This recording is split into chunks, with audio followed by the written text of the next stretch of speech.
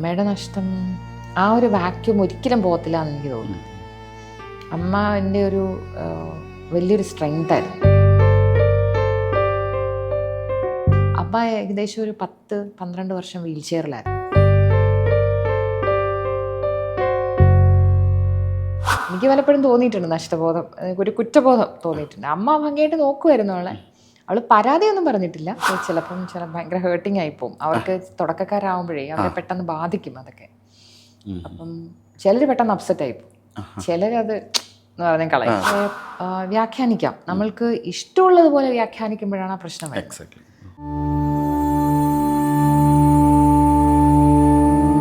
ഇപ്പം അങ്ങനെയാണ്, ഇങ്ങനെയാണ്, അല്ലെങ്കിൽ ഇങ്ങനെയും ആകാം എന്ന് നമുക്ക് പ്രസൻറ്റ് ചെയ്യാം.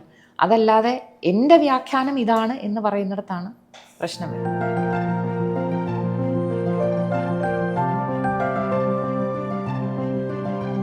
മാമിൻ്റെ ഈ ഒരു തിരക്കേറിയ മാധ്യമ പ്രവർത്തനം കാരണം നഷ്ടപ്പെട്ടു പോയ നല്ല മൊമെൻറ്റ്സ് ഉണ്ടായിട്ടുണ്ടോ? അത് ഒരുപാടുണ്ട്. വെച്ചാൽ ഇങ്ങനെ ഒരു യാത്രകളിൽ പോകാൻ ബുദ്ധിമുട്ടാണ്, ലീവ് കിട്ടാൻ ബുദ്ധിമുട്ടാണ്, പിന്നെ കല്യാണങ്ങൾ മിസ്സാവും, നമ്മൾക്ക് സ്വന്തത്തിലുള്ളവരുടെ ആരുടെയെങ്കിലും എന്തെങ്കിലും ഒരു പ്രശ്നം ഉണ്ടായാൽ അവിടെ എത്താൻ പറ്റില്ല. എല്ലാത്തിനും എക്സ്ക്യൂസസ് പറഞ്ഞാണ് ജീവിതം. അങ്ങനെ കാരണം പിണങ്ങിപ്പോയാരെങ്കിലും? ആ പിണങ്ങിയവർ ഒരുപാട് പേരുണ്ട്. അമ്മയുടെ ബന്ധുക്കൾക്ക് ഒരുപാട് പേർക്ക് അങ്ങനെ പിണക്കമുണ്ട്. നമ്മുടെ ഒന്നും ഒരു കാര്യങ്ങൾക്ക് വരത്തില്ല. അതിപ്പോൾ അമ്മയും കൂടി പോയപ്പോഴത്തേക്ക് അമ്മ പിന്നെയും ഫോണിലൂടെയെങ്കിലും ഒരു കണക്ഷൻ മെയിൻറ്റെയിൻ ചെയ്യുമായിരുന്നു. അമ്മയ്ക്കും പക്ഷേ തിരക്കുകളുണ്ടായിരുന്നു. അമ്മ കോളേജിൽ പഠിപ്പിക്കുകയായിരുന്നു. അതിൻ്റെ ഇടയ്ക്ക് അച്ഛൻ മരിച്ചു കഴിഞ്ഞപ്പോൾ അമ്മയ്ക്ക് ആ ഒരു വീട് കെട്ടിക്കൊണ്ടിരുന്ന ഒരു സമയത്തായിരുന്നു. അങ്ങനെ ഒരുപാട് ഇഷ്യൂസ് ഉണ്ടായിരുന്നു അന്ന്. എല്ലാം കൂടി അമ്മ ഒരാൾ നോക്കേണ്ടി വന്നപ്പോൾ അമ്മയും ഇങ്ങനെ ഒരുപാട് ഈ കാര്യങ്ങളങ്ങ് മാറ്റിവെച്ചു. ഈ ബന്ധുക്കൾ, സ്വന്തക്കാർ, അങ്ങനെ അവരുടെ കാര്യങ്ങൾ, അതിനല്ല അമ്മയ്ക്ക് ഇങ്ങനെ ഓടാനേ നേരം ഉണ്ടായിരുന്നു. അപ്പം അമ്മയുടെ കാലത്തേ തുടങ്ങിയ പരാതിയാണ്. അമ്മ പിന്നെ അത് കുറച്ചൊക്കെ ബാലൻസ് ചെയ്തു പോയി. എനിക്ക് ഒട്ടും ബാലൻസ് ചെയ്യാൻ പറ്റുന്നില്ല. പിന്നെ ചിലർക്കൊക്കെ മനസ്സിലാവും. അതെ അതെ, ആ ഒരു ആ പ്രൊഫഷനുമായിട്ട് ചേർന്ന് വരുന്ന ആൾക്കാർക്ക്, അല്ലെങ്കിൽ ഇത് കണ്ട് ശീലിക്കുന്ന ആൾക്കാർക്ക് മനസ്സിലാവും. കുറച്ച് പേർക്ക് മനസ്സിലാവും. പക്ഷെ പഴയ ആൾക്കാർ എപ്പോഴും ദേഷ്യത്തിലായിരിക്കും. എപ്പോഴും ദേഷ്യത്തില്ല.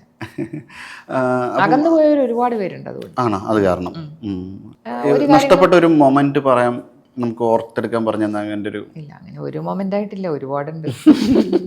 ഏതെങ്കിലും നഷ്ടപ്പെട്ടു പോയ ഒരു മൊമെന്റ്. ഇപ്പം അമ്മയുടെ ചേച്ചി മരിച്ചിട്ട് ഞാൻ ഇവിടെ നിന്നാണ് അറിയുന്നത്, ഓഫീസിൽ ഡ്യൂട്ടിക്കിടയിലായിരിക്കുമ്പോൾ.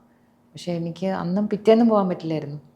ഞാൻ അതിൻ്റെ പിറ്റേന്നാണ് പോയത്. അതായത് അവിടെ ചടങ്ങുകളൊക്കെ കഴിഞ്ഞിട്ടാണ് പോയത്. അപ്പം അങ്ങനെ ലോസസ് ഉണ്ട്. അമ്മയുടെ ഒരു നഷ്ടം എങ്ങനെയാണ് ലൈഫ്? അമ്മയുടെ നഷ്ടം ആ ഒരു വാക്യൂം ഒരിക്കലും പോകത്തില്ല എന്ന് എനിക്ക് തോന്നുന്നു.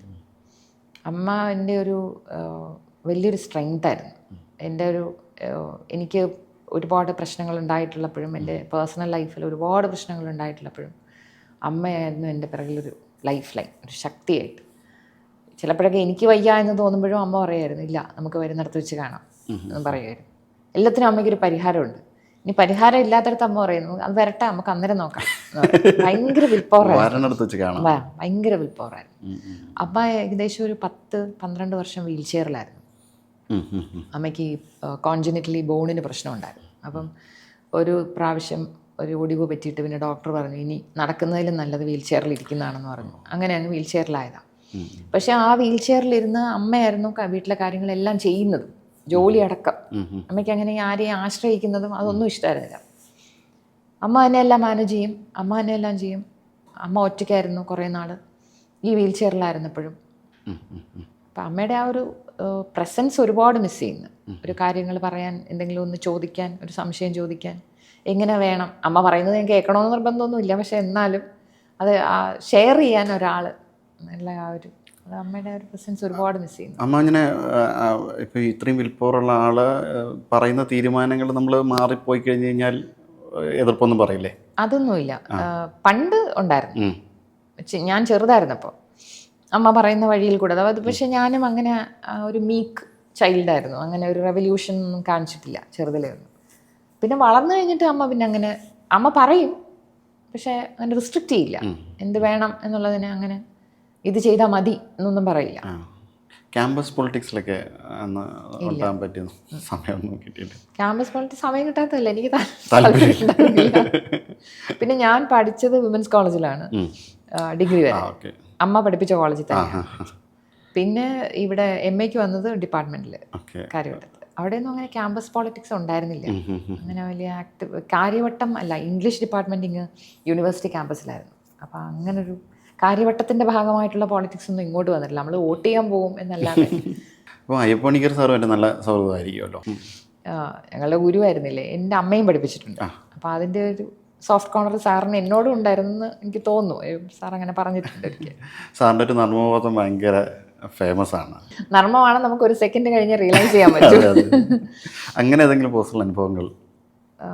സാറിൻ്റെ തമാശകളൊന്നും എനിക്ക് ഓർമ്മയില്ല. പഠിപ്പിക്കുന്ന സമയത്ത് മേഡർ ഇൻ ദ കത്തീഡ്രലൊക്കെ പഠിപ്പിക്കുമ്പോൾ സാർ ഒറ്റ സീൻ അവൻ അതിൻ്റെ ലാസ്റ്റ് സീൻ എടുത്ത് അഭിനയിച്ചങ്ങ് കാണിക്കും. അത് മാത്രമേ ഉള്ളൂ പഠിപ്പിക്കല്. ബാക്കി എക്സ്പ്ലനേഷൻ ഞങ്ങളാണ് ചെയ്യേണ്ടത്. അപ്പോൾ അതിനിടയ്ക്കൊക്കെ ഭയങ്കര ഒരു അനുഭവമായിരുന്നു സാർ. ഞാൻ ഫൗണ്ടേഷൻ മകൾ ഇപ്പം അമ്മയെ കിട്ടുന്നില്ല, അങ്ങനെ എന്തെങ്കിലുമൊക്കെ പരാതി?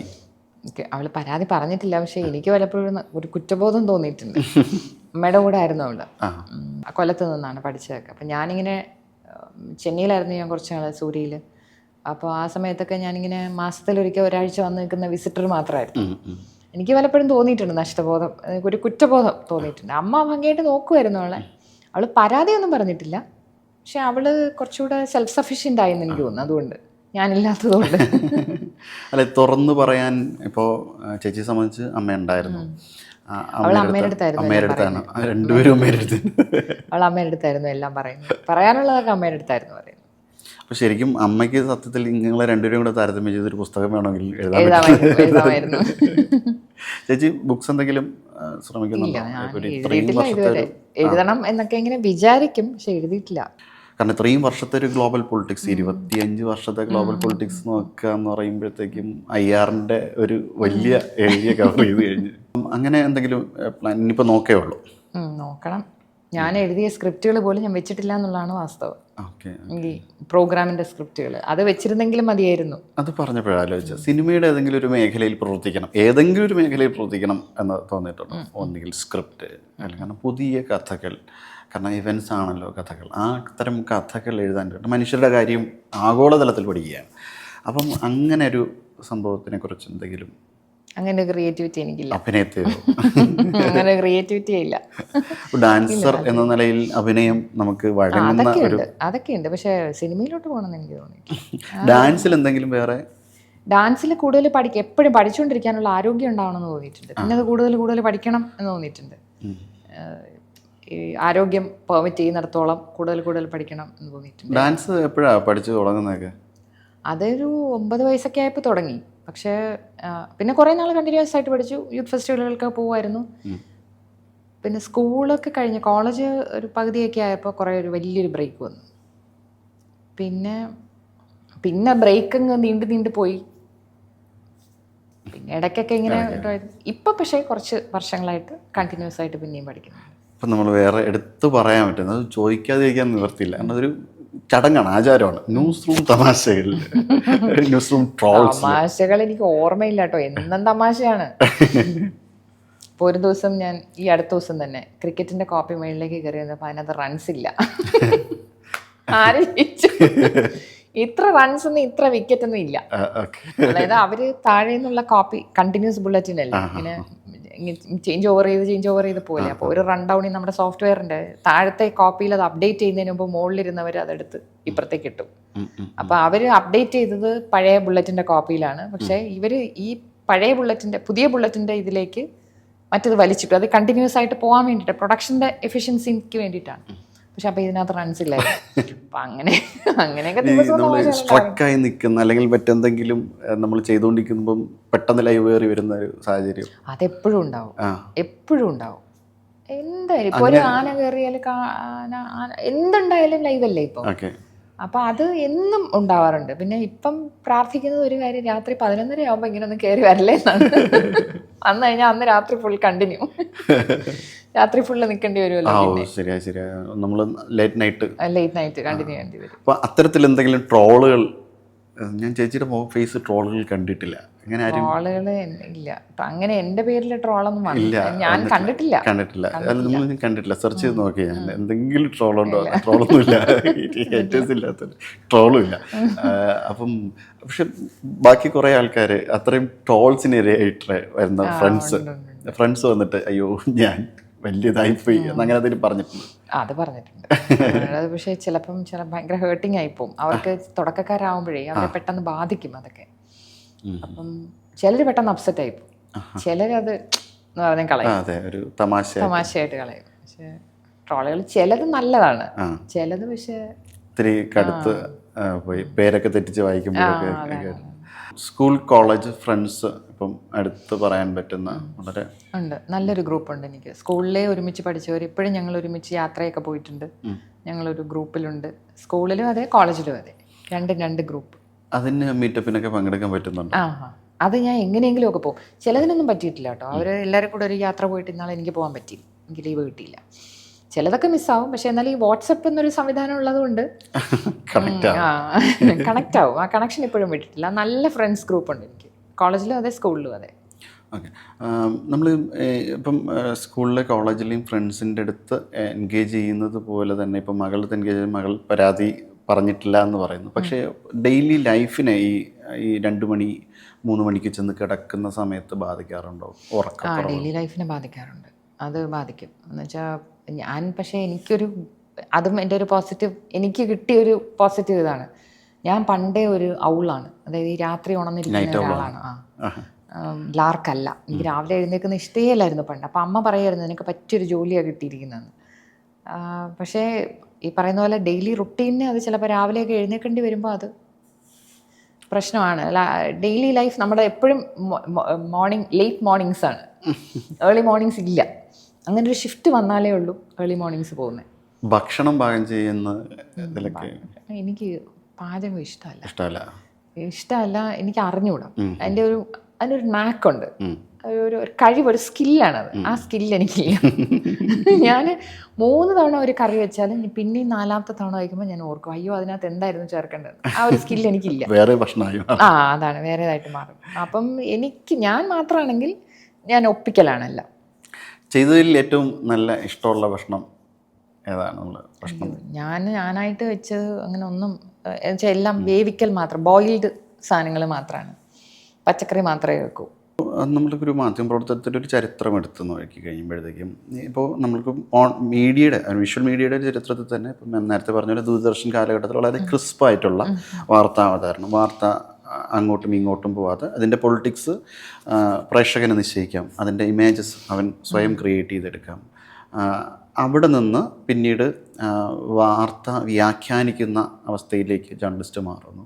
അവിടെ നിന്ന് ജേർണലിസ്റ്റ് സ്വയം തൻ്റെ രാഷ്ട്രീയം പുറത്തു പറയുന്ന അവസ്ഥയിലേക്ക്, തൻ്റെ രാഷ്ട്രീയം മാധ്യമത്തിന് മുന്നിലൂടെ, മീൻസ് ഫ്ലോറിലല്ലാതെ മാധ്യമത്തിന് മുന്നിലൂടെ പറയുന്നൊരവസ്ഥയിലേക്ക്, ഈ ഒരു 3 ഘട്ടത്തെയും മാം എങ്ങനെ കാണുന്നു? അതിൻ്റെ ഒരു ഈ പറഞ്ഞ 2ാമത്തെ ഘട്ടം വലിയ കുഴപ്പമുള്ളതായിട്ട് എനിക്ക് തോന്നിയിട്ടില്ല. അതായത് വ്യാഖ്യാനിക്കാം നമുക്ക്, പഴയതുപോലെ ഇങ്ങനെ പ്രസൻറ്റ് ചെയ്ത് മാത്രം പോകുന്ന അത് മാറിപ്പോയി. ആ ഒരു കാലത്തിലേക്ക് ഇനി ഒരു തിരിച്ചുപോക്ക് ഉണ്ടാവില്ല. പക്ഷേ വ്യാഖ്യാനിക്കാം, നമ്മൾക്ക് ഇഷ്ടമുള്ളതുപോലെ വ്യാഖ്യാനിക്കുമ്പോഴാണ് ആ പ്രശ്നം വരുന്നത്. അതിനകത്ത് പേഴ്സ്പെക്റ്റീവ്സ് ആവാം, പല പേഴ്സ്പെക്റ്റീവ്സ് നമുക്ക് പ്രസൻറ്റ് ചെയ്യാം. ഇപ്പം അങ്ങനെയാണ്, ഇങ്ങനെയാണ്, അല്ലെങ്കിൽ ഇങ്ങനെയും ആകാം എന്ന് നമുക്ക് പ്രസൻറ്റ് ചെയ്യാം. അതല്ലാതെ എൻ്റെ വ്യാഖ്യാനം ഇതാണ് എന്ന് പറയുന്നിടത്താണ് പ്രശ്നം വരുന്നത്. അതാണ് ശരി എന്ന് ഒരു ആറ്റിറ്റ്യൂഡ് വരുമ്പോൾ അത് പ്രശ്നമാണെന്ന് എനിക്ക് തോന്നിയിട്ടുണ്ട്. അതെ, രാഷ്ട്രീയം പറഞ്ഞ് ചർച്ച ചെയ്യുന്ന എഡിറ്റോറിയൽ ബോർഡുകൾ, രാഷ്ട്രീയം പറഞ്ഞ് ചർച്ച ചെയ്യുന്ന പരിപാടികൾ വരെ നമുക്കുണ്ട്.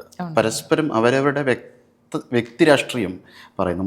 വാർത്തയ്ക്കൊരു രാഷ്ട്രീയമുണ്ട്, ആ രാഷ്ട്രീയത്തിനപ്പുറം ഒരു വ്യക്തി രാഷ്ട്രീയത്തിലേക്ക് കാര്യങ്ങൾ കൊണ്ടെത്തിക്കുന്നത്. വ്യക്തി രാഷ്ട്രീയം പറയുന്നതിന് ഞാനൊട്ടും നല്ലൊരു പ്രവണതയായിട്ട് കാണുന്നില്ല. അത് പക്ഷേ വ്യൂവർഷിപ്പ് എന്തുമാത്രമാണെന്നറിയോ പ്രോഗ്രാമിന്. പിന്നെ എങ്ങനെ ആരെ കുറ്റം പറയാനാണ്? വ്യൂവർഷിപ്പ് ഇത്രയും ഉണ്ടാകുന്ന ഒരു പ്രോഗ്രാമിന് ഒരുപാട് പേര് അത് രസിച്ച് കാണുമ്പോൾ. അതെ, ശരിയാണ്. പക്ഷെ ഒരു ക്രിയേറ്റീവ് മൈനോറിറ്റി ആണല്ലോ എപ്പോഴും ലോകത്തെ നയിക്കുന്നത്. ആ ക്രിയേറ്റീവ് മൈനോറിറ്റി മാസിൻ്റെ പുറകെ പോകുന്ന ഒരവസ്ഥ ഉണ്ടാക്കില്ലേ അത്? ആ ക്രിയേറ്റീവ് മൈനോറിറ്റിയുടെ പിറകിൽ മാസ് വരിക എന്നതാണ്. ഒരു ക്രിയേറ്റർ എന്ന് പറയുമ്പോൾ ആ ക്രിയേറ്റർ തനിക്കിഷ്ടമുള്ളത് മാത്രം ക്രിയേറ്റ് ചെയ്യുക എന്നുള്ളത് ശരിക്കും പറഞ്ഞാൽ ഒരു ഓൾഡ് വേൾഡ് കോൺസെപ്റ്റാണ്. ഇപ്പം അത് എക്സിസ്റ്റ് ചെയ്യുന്നില്ല. ഇപ്പം നമ്മളെല്ലാവരും മാസിൻ്റെ പുറകെയാണ്. ഏതാണ് മാസ് അപ്പീൽ? ഒരു സിനിമ നിർമ്മിക്കുന്ന ആളും സിനിമകൾക്ക് വ്യൂവർഷിപ്പ് എങ്ങനെയാണ് വരിക, അതനുസരിച്ചിട്ടല്ലേ ആൾക്കാരെ കയ്യിലെടുക്കാൻ എന്തൊക്കെ തന്ത്രങ്ങൾ, അതേ തന്ത്രങ്ങൾ തന്നെയാണ് ഇവിടെയും വരുന്നത്. നമ്മൾക്കത് അപ്രൂവ് ചെയ്യാം, അപ്രൂവ് ചെയ്യാതിരിക്കാം. ഞാനത് അപ്രൂവ് ചെയ്യുന്നില്ല, ചെയ്യുമെന്നും എനിക്ക് തോന്നുന്നില്ല. പക്ഷെ അതാണ് ഇപ്പോഴത്തെ ഒരു ലോകക്രമം, അതാണ്. തീർച്ചയായും. അപ്പം അവിടെ നിന്ന് നമുക്ക് നേരെ വേൾഡ് പൊളിറ്റിക്സിലേക്ക് വീണ്ടും വന്നാൽ, ലോകരാഷ്ട്രീയത്തിൽ ഇപ്പോൾ നടക്കുന്ന ഒരു വലിയ മാറ്റമുണ്ട്. ചില ഭാഗങ്ങളിൽ ഏകാധിപതികൾ പോലും നമുക്ക് ചുറ്റും ഉണ്ടാകുന്നൊരവസ്ഥയുണ്ട്. ആ ഒരവസ്ഥയിൽ മാം എങ്ങനെയാണ് കാണുന്നത്? അത്തരത്തിലൊരു ഏകാധിപതിയെ മാം ഇപ്പോഴത്തെ പൊളിറ്റിക്സിലൊരു ഏകാധിപതിയെ പേര് പറയാൻ പറഞ്ഞു കഴിഞ്ഞാൽ എൻ്റെ പറയും ഇൻ്റർനാഷണൽ പൊളിറ്റിക്സിൽ ഏകാധിപത്യ പ്രവണതകൾ കാണിക്കുന്ന ഒരുപാട് പേരുണ്ട്. ഈ പറഞ്ഞ പോലെ ഇപ്പം റഷ്യൻ പ്രസിഡന്റ് വ്ളാദിമിർ പുടിനെ നമ്മളൊരു ഏകാധിപതിയായിട്ട് പറയുന്നു. ചൈനീസ് പ്രസിഡന്റ് നമ്മളൊരു ഏകാധിപതിയായിട്ട് പറയുന്നു. Even US president Donald Trump ഏകപക്ഷീയമായിട്ട് തീരുമാനങ്ങൾ എടുക്കുന്നു. അത്തരത്തിൽ അതൊരു ഡിക്റ്ററ്റോറിയലാണ്. ശരിക്കും പറഞ്ഞാൽ ഇപ്പോൾ ഒരു എക്സ്ട്രീം റൈറ്റിൻ്റെ ഒരു സാന്നിധ്യമുണ്ട് ലോകത്ത് മുഴുവൻ, അല്ലേ? എക്സ്ട്രീം റൈറ്റ് ആണ് ഡൊണാൾഡ് ട്രംപും. യൂറോപ്പിലെ പല രാജ്യങ്ങളിലും പല രാജ്യങ്ങളിലും അവർ കൂടുതൽ ശക്തരാവുകയാണ്. ഇപ്പോൾ ഫ്രാൻസിൽ തന്നെ ഇനിയൊരു ഇലക്ഷൻ നടക്കുമ്പോൾ അവർക്ക് ഒരുപാട് വോട്ട് കിട്ടുമെന്ന് പറഞ്ഞാൽ മറ്റ് രണ്ട് കൂട്ടരും കൂടി അവർ ചേർന്നവരെ തോപ്പിക്കുകയായിരുന്നു ശരിക്കും പറഞ്ഞാൽ ഇത്തവണ. അതല്ല, ഒരു ടാക്ടിക്കൽ വോട്ടിംഗ് എന്ന് പറയുന്നൊരു സംവിധാനം. അതല്ലാതെ പോയിരുന്നെങ്കിൽ ചിലപ്പോൾ അവർക്ക് കൂടുതൽ വോട്ട് കിട്ടിയേനെ. അപ്പം അങ്ങനെ വരുമ്പോൾ ആ എക്സ്ട്രീം റൈറ്റിൻ്റെ ഒരു ക്വാളിറ്റി, ഒരു ആസ്പെക്റ്റ് തന്നെ ഈ ഡിക്റ്ററ്റോറിയൽ മെത്തേഡ്സ് ആണ്. അപ്പം Russian president dictatorial far right ഒന്നും അല്ല, പക്ഷേ കമ്മ്യൂണിസ്റ്റ് ആണെന്ന് പറയാൻ പറ്റുമോ നമുക്ക്? ഇല്ല. ചൈന കമ്മ്യൂണിസ്റ്റ് ആണെന്ന് പറയാൻ പറ്റും. കമ്മ്യൂണിസം ആണ് പതാകയെങ്കിലും ക്യാപിറ്റലിസ്റ്റ് കമ്മ്യൂണിസമാണ്. അതൊക്കെ മാറിപ്പോയി. അതൊരു പുതിയ വേൾഡ് ഓർഡർ അങ്ങ് ക്രിയേറ്റ് ചെയ്യപ്പെടുകയാണ്. ചൈനയെ ഇങ്ങനെ ആക്കിയത് ഡെങ് സിയാവോപിങ് ആണ്. അതായത് ലിബറലിസം കൊണ്ടുവന്നത് ഡെങ് ആണ്. പക്ഷേ എന്ന് വെച്ചിട്ട് പിന്നെ ഈ എന്താണ് ഇത്രയും തീവ്രമായിട്ടൊരു ഡിക്റ്റേറ്റർഷിപ്പിലേക്ക് പോകും എന്നുള്ളത്. പക്ഷെ ഞാനിപ്പം ഡെൻ പറയുകയാണെന്നുണ്ടെങ്കിൽ ഡെൻ ഈ രീതിയിൽ ചൈന കുറച്ചും കൂടി ഒരു ക്യാപിറ്റലിസ്റ്റിക്കും കൂടെ ഉള്ളൊരു ബാലൻസിങ് ആയിട്ടുള്ള സ്റ്റേജിൽ കൊണ്ടുപോകണം, അവരുടെ എക്കണോമി പുരോഗമിക്കണമെന്നാണ്. അതുകൊണ്ടായിരുന്നു. അപ്പം അതിന് മുന്നേ മാവോ ആൾമോസ്റ്റ് ഒരു വളരെ സ്ട്രിഞ്ചന്റ് കമ്മ്യൂണിസ്റ്റ് ആയിരുന്നു. അപ്പൊ അങ്ങനെ ഒരു അവസ്ഥയിൽ അല്ലല്ലോ ഡെങ് നല്ലതാണ് ചെയ്തത്. ഡെങ് ചെയ്തത് നല്ലതാണ്. അമേരിക്കയായിട്ട് കൈകോർത്ത് നിക്സന്റെ കാലഘട്ടത്തിൽ മറ്റേ ഹെൻറി കിസിഞ്ചർ ഒക്കെ ഉണ്ടായിരുന്ന സമയത്ത്, അത് മാവോയുടെ സമയത്താണ് തുടങ്ങി വെക്കുന്നത്. പക്ഷെ ഡെമ്മിന്റെ ആ ഒരു വിഷനും കൂടി ആയപ്പോഴത്തേക്ക് ചൈന കുതിച്ചു പാഞ്ഞു. മിറക്കിൾ, ഇക്കണോമിക് മിറക്കിളായി അത്. പക്ഷേ ആ ഒരു ഇക്കണോമിക് മിറക്കിൾ ഇപ്പോൾ ഈ പറയുന്ന ഡിക്റ്റേറ്റർഷിപ്പ് എന്ന് പറയുമ്പോൾ അവർ കാണുന്നത്, അതായത് അവരെ അനുകൂലിക്കുന്നവർ കാണുന്ന ഒരു കാര്യം എന്ന് പറയുന്നത് തീരുമാനിക്കാൻ ഒരാൾ മതി. ബ്യൂറോക്രസി എന്ന് പറയുന്ന ആ ഒരു നൂലാമാലകളില്ല. ഒറ്റയാൾ തീരുമാനിക്കുക, അത് നടപ്പാക്കുക, ദാറ്റ് ഈസ് ദ ബെസ്റ്റ് എന്ന് അവർ പറയുന്നു. ഇപ്പോൾ ഇസ്രയേലിലും അത് നോക്കിയാൽ ഡിക്റ്റേറ്റർഷിപ്പാണ്. ഡിക്റ്റേറ്റർഷിപ്പല്ല, ഒരു എക്സ്ട്രീം റൈറ്റിൻ്റെ ഇൻഫ്ലുവൻസ് ആണ്. പക്ഷേ ഒരാളും ഒന്നോ രണ്ടോ പേരും കൂടെ ചേർന്നെടുക്കുന്ന തീരുമാനങ്ങളാണെല്ലാം. ആരൊക്കെ പറഞ്ഞിട്ടും അനുസരിക്കുന്നില്ല നെതന്യാഹു. ഒളിഗാർക്കി ആയിട്ടില്ല ഇസ്രയേലില്. അത് ഒളിഗാർക്കി വരുന്നത് റഷ്യയിലാണ് കൂടുതൽ. ഇപ്പൊ ചൈനയിലും കുറച്ചൊക്കെ ഒളിഗാർക്കിക്കൽ പ്രവണതകൾ ഇടയ്ക്കിടയ്ക്ക് അത് അടിച്ചമർത്താൻ നോക്കുന്നുണ്ടെങ്കിലും, അതൊന്ന് ക്ലെൻസ് ചെയ്യാൻ നോക്കുന്നുണ്ടെങ്കിലും ആ ഓളിഗാർക്കി അവിടെയും വരുന്നുണ്ട്. ഒരുപാട് വലിയ വലിയ ബില്യണേഴ്സ് ഉണ്ടാവുന്നുണ്ട് ചൈനയിൽ. അതും ഇപ്പൊ ഈ പറയുന്ന പോലെ നമ്മളുടെ നാട്ടിലും ഉണ്ട് അങ്ങനെ ചില ഡിക്റ്ററ്റോറിയൽ പ്രവണതകൾ. ഒറ്റയാളായിട്ട് തീരുമാനിക്കുക, അല്ലെങ്കിൽ ഒന്നോ രണ്ടോ പേരായിട്ട് തീരുമാനിക്കുക, നടപ്പാക്കുക, അല്ലേ? നമുക്ക് ചുറ്റിനും തന്നെ നമ്മൾ കാണുന്നുണ്ട് അങ്ങനെയുള്ള പല എക്സാമ്പിൾസ്. പക്ഷേ ഒരു ജനാധിപത്യത്തിൻ്റെ മുകളിൽ ഒരു അത്യാവശ്യം നല്ല രീതിയിൽ ജനാധിപത്യം പുരോഗമിച്ച സ്ഥലങ്ങളിൽ ഇത്തരമൊരു ഒലിഗാർക്കിൽ എത്രത്തോളം പ്രയോജനകരമാണ്? ദോഷമാണ്. ജനാധിപത്യത്തിന്റെ ഓപ്പോസിറ്റാണ്. അങ്ങനെ ഒരു അല്ല, പക്ഷെ ഒരു പൂർണ്ണമായും ജനാധിപത്യം ഒരു മെച്യൂർ സ്റ്റേറ്റിലെത്താത്ത സ്ഥലങ്ങളിൽ ചെറിയ രീതിയിൽ, കാരണം അവർക്ക് പോളിസി ഈ പറഞ്ഞ പോലെ മാസ് ജനറേറ്റ് ചെയ്യുന്ന അവസ്ഥ വളരെ ചിലപ്പോൾ നെഗറ്റീവ് സൈഡിലേക്കായിരിക്കും മാസ് കൊണ്ടുപോകുന്നത്. അപ്പം മാസിനെ നമ്മൾ തിരിച്ചു കൊണ്ടുവരണം. അങ്ങനൊരു അവസ്ഥയിൽ എനിക്ക് തോന്നുന്നു അവിടെ ഒരു ഒലിഗാർക്കിൽ ദോഷം അവിടെയും ദോഷകരമാണ്. ദോഷകരമല്ലേ? അല്ല, ഞാൻ ചോദിക്കുന്നത് ഇപ്പോൾ നമ്മളൊരു മെച്യൂർ ഡെമോക്രസിയിലേക്ക് പോകുമ്പോഴത്തേക്കും ജനങ്ങളെ തിരിച്ച് താഴേക്ക് അധപ്പതിപ്പിക്കുകയാണ്. മെച്ചുവർ അല്ലാത്ത ജനാധിപത്യത്തിൽ ഈ പറഞ്ഞ പോലെ മാസ് വളരെ നെഗറ്റീവ് ഇൻ അപ്രോച്ചാണ്. മാസ് വേറെ രീതിയിലേക്ക് പോകും. ആ മാസിനെ തിരിച്ചു കൊണ്ടുവരണം.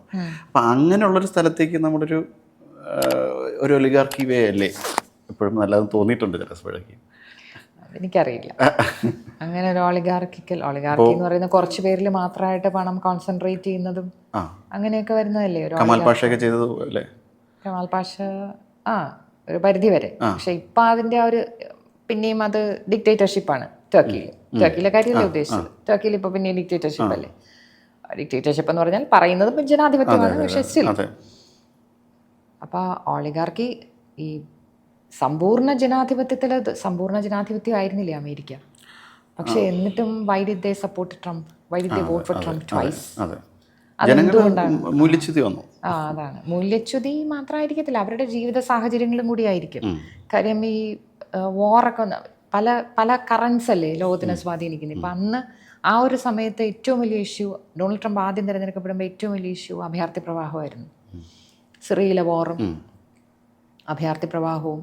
അപ്പം അത് ഉണ്ടാക്കിയ ഡിസ്റ്റർബൻസ് ലോകത്തിനെ മുഴുവൻ ഡിസ്റ്റർബ് ചെയ്തുകൊണ്ടിരുന്നപ്പോഴാണ് ട്രംപ് കയറുന്നത്.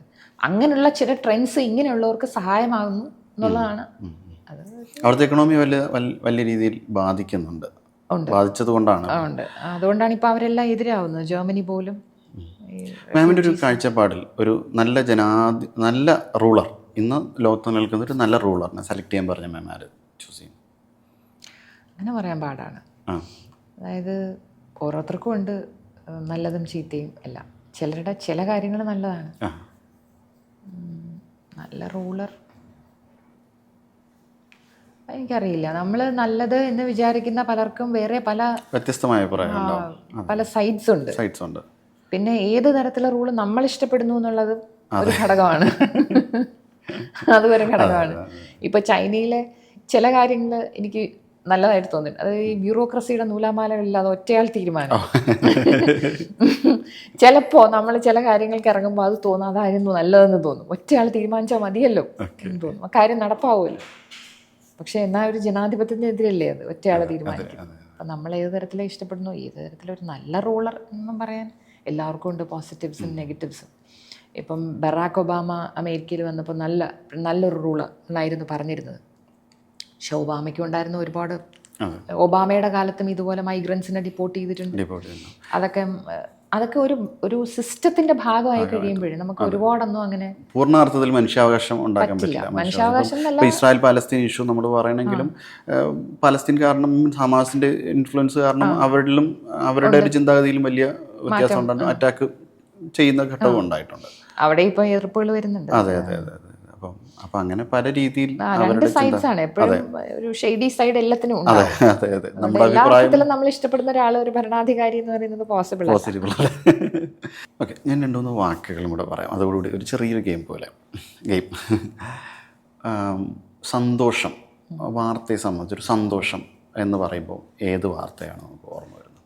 സന്തോഷം എന്ന് പറയുമ്പോൾ ഏത് ടൈപ്പ് വാർത്തകളാണ് ഓർമ്മ വരുന്നതെന്ന് ഞാൻ പറയാം. എന്നുവെച്ചാൽ നമ്മളിപ്പോൾ ഒരു ഹെൽപ്പ് ചോദിച്ചിട്ടെങ്ങാനും ആർക്കെങ്കിലും ചിലപ്പോൾ ഒരാളുടെ വീട്ടിൽ നിന്ന് പുറത്താക്കി, വീടിൻ്റെ ബാങ്ക് ലോൺ കാരണം അവരുടെ വീട്ടിൽ നിന്ന് പുറത്താക്കി, അവർക്ക് പെട്ടെന്ന് അവർ വന്നത് തുറന്നു കൊടുത്തു, വാർത്ത വന്നപ്പോൾ അത് തുറന്നു കൊടുത്തു. അല്ലെങ്കിൽ വേറെ ആരെങ്കിലും സഹായിച്ച വായ്പ തിരിച്ചടച്ച് തുറന്നു കൊടുത്തു, അപ്പോൾ അവർക്ക് വീട്ടിൽ കയറാം. അങ്ങനെയൊക്കെയുള്ള പോസിറ്റീവായിട്ടുള്ള വാർത്തകൾ വരുമ്പോൾ ഒരു ഭയങ്കര സന്തോഷമാണ്. അങ്ങനെയൊക്കെയുള്ള എന്ത് പോസിറ്റീവായിട്ട് വന്നാലും. ഷോക്കിംഗ് എന്ന് പറയുമ്പോൾ ഇപ്പം പതിവായിട്ട് ഷോക്കിംഗ് ആയിട്ട് കേൾക്കുന്നത് ഈ വന്യജീവി ആക്രമണത്തിൽ ഓരോരുത്തർ മരിക്കുന്നതാണ്. അത് ഷോക്കാണ്. പിന്നെ ഈ ജനറലി ഒരു വയലൻസ് കൂടുതലാണ് ഇപ്പോൾ സമൂഹത്തിൽ.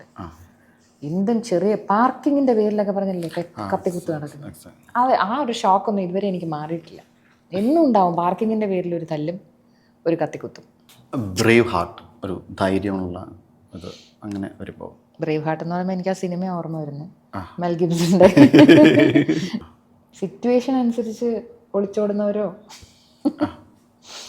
ഒരാളിനെ പഴയ യുദ്ധത്തിൻ്റെ ഇടയിലോ അല്ലെങ്കിൽ ഏതെങ്കിലും വാർത്തകൾക്കിടയിലോ അങ്ങനെ ചരിത്രപുരുഷൻ മീൻസ് 2003 മുതൽ ചേച്ചി കാണാൻ.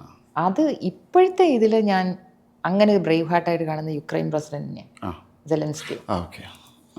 അത് ഭയങ്കര അഡ്മിറേഷനാണ് എനിക്ക്. അതായത് എല്ലാവരും വേണമെങ്കിൽ പോവാം, രക്ഷപ്പെടാം. സാധാരണ യുദ്ധം വരുമ്പോൾ അതാണല്ലോ എല്ലാവരും ചെയ്യുന്നത്. നേതാക്കന്മാർ അവിടെ നിന്ന് അങ്ങ് ഒഴിവാവും, എന്നിട്ട് ബാക്കി എന്താന്ന് വെച്ചാൽ ഒരു സെറ്റിൽമെന്റ് ആക്കി അത് റെഡി. ആ, എല്ലായിടത്തും ഈ നമ്മൾ അറബ് പ്രൊട്ടസ്റ്റ് നടന്നപ്പോഴും അതാണല്ലോ കണ്ടത്. വളരെ കുറച്ച് പേരുടെ അവരുടെ രാജ്യങ്ങളിൽ നിലനിന്നുള്ളൂ. അതിൽ ഇപ്പോഴത്തെ കോണ്ടെക്സ്റ്റിൽ സെലൻസ്കിയാണ് ജനങ്ങളുടെ കൂടെ നിന്ന് ഫൈറ്റ് ചെയ്യാം. അത് സെലൻസ്കിയുടെ ഒരു ഒറ്റ ക്യാമ്പയിൻ്റെ പുറത്താണ് ഇത്രയും പേര് അയാളുടെ കൂടെ നിൽക്കുന്നത്. അല്ലെങ്കിൽ എന്നേ യുക്രൈൻ റഷ്യ കൊണ്ടുപോയേനെ. ശരിക്കും പറഞ്ഞാൽ അയാൾ ഒരാൾ ഇറങ്ങി പ്രവർത്തിച്ചുകൊണ്ടല്ലേ അത് അയാളുടെ ആ ഒരു ഫിസിക്കലി വന്ന മാറ്റം തന്നെ നമുക്ക് ഭയങ്കര എവിഡൻ്റ് ആണ്. വളരെ യങ് ആയിട്ടിരുന്ന ഒരു മനുഷ്യൻ പെട്ടെന്ന് ഇങ്ങനെ ലൈൻസും ആ മുഖത്ത് മുഴുവൻ ആ സ്ട്രെയിൻ കാണാനുണ്ട് അയാളുടെ. അത് കാണുമ്പോൾ തന്നെ അറിയാം. എന്നിട്ട് അയാൾ തന്നെ ചിലപ്പോൾ പറഞ്ഞിട്ടുണ്ട്, I am tired of convincing people. എന്നും ഇങ്ങനല്ലേ ജോലി, ഓരോരുത്തരെ കൺവിൻസ് ചെയ്യുക. അതായത് ഞങ്ങൾക്ക് ആയുധങ്ങൾ വേണം, ആയുധങ്ങൾ തന്നാലേ യൂറോപ്പിന് നിലനിൽപ്പുള്ളൂ, ഞങ്ങൾ തോക്കാൻ പാടില്ല, അത് നിങ്ങളുടെ കൂടി ആവശ്യമാണ്. ഇതിങ്ങനെ പറഞ്ഞ് ഇത്ര നാളായി. ഇപ്പോഴത്തെ ഒരു ബ്രേവ് ഹാർട്ട് അയാളാണ്. ഒരു വനിത ഒരു ഭരണാധികാരി, ഏറ്റവും ബ്രേവായിട്ടുള്ള അല്ലെങ്കിൽ വനിതാ ഭരണാധികാരി, നല്ല കഴിവുറ്റ ഭരണാധികാരി എന്ന് പറയുമ്പോൾ അത് ഓൾഡ് വേൾഡിലാണ്.